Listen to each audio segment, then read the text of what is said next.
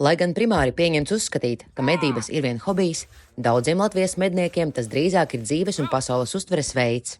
Mednieki ir tie, kas vislabāk pārzina Latvijas mežus un faunu, rūpējas par meža dzīvniekiem ziemā, kā arī cīnās ar plēsējiem, kas apdraud Latvijas putnus un mazos zīdītājus. Lai stiprinātu mednieku sadarbību un pārbaudītu to fizisko sagatavotību, Krāslavas novada Aulējas pagasta Nitišķos nu pat aizvadīti 11 mednieku sporta svētki, pulcējot kopumā 29 komandas un vairāk kā 500 apmeklētājus. Manā vietījumā te ir visas tautas veselība. Mednieki ir tie, kas redz slimus dzīvniekus, kas redz visu populāciju. I tādā veidā arī druskeiti ierobežoja. Ja mēs neapsaimniekojam populāciju, tad dzīvnieki skries pie cilvēkiem mājās, apdraudēs iedzīvotājus, medniecība ir jāpastāv. Citādāk nekā. Mums medniekiem ir jāregulē dzīvnieku populācijas daudzumu, un tāpēc es aicināšu arī visus jauniešus iesaistīties mūsu rindās. Mēs jūs gaidām. Paralēli mednieku sacensībām sporta svētku laikā norisinājās arī kulinārais konkurss. Savukārt apmeklētājiem bija iespēja piedalīties individuālajās stafetēs. Tas viss notiekot ar mērķi popularizēt medniecību Latvijā, jo, kā atzīst paši mednieki, interese par šo nodarbi kopumā krītas, kas ir bīstami, ņemot vērā šī brīža plēsēju un citu populāciju straujo vairošanos Latvijas mežos. Pagājušajā gadā sumbrus redzējām, četrus mums te netālu pārgājām, dzīvojām.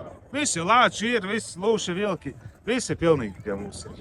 Šobrīd lidošana paredz audzēšanu, tāpēc situācija ir izveidojusies tāda, ka viņi tiek novēroti tuvu apdzīvotām vietām dienas laikā. Vilki arī paši ir nācies jau novērot tuvu mājām. Tāpēc tā var kļūt par problēmu tuvākajā nākotnē. Tas limits, manuprāt, ir smieklīgs, ko iedot, jo tie ir kaut kādi vecie dati. Varbūt būtu jāpamaina to uzskaita schēmu, lai nomedījamais apjoms ir līdzvērtīgs dabā esošiem. Uz šo brīdi Latvijā lūšas nav atļauts medīt vispār, savukārt vilku nomedīšanas kvota ir vien 300. Mednieki uzsver, ka saistošā likumdošana esot pēc iespējas ātrāk jāpārskata, lai dzīvnieku vairošanās nerada kaitējumu cilvēku darbībai un dzīvībai. Lūši 100 punkti samainījuši savu attieksmi pret cilvēkiem par to, ka mēs nemedījām.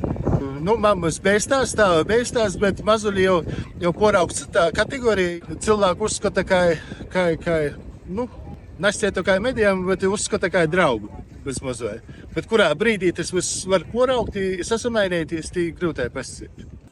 Šī gada mednieku sporta svētkos viesu konkurencē pirmo vietu guva komandas Taburaga Diāna no Aizkraukles.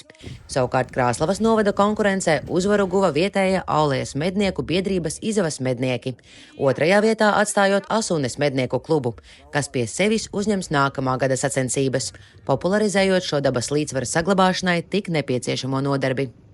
Evika Muizniece, Vidzemes televīzijas speciāli RTV.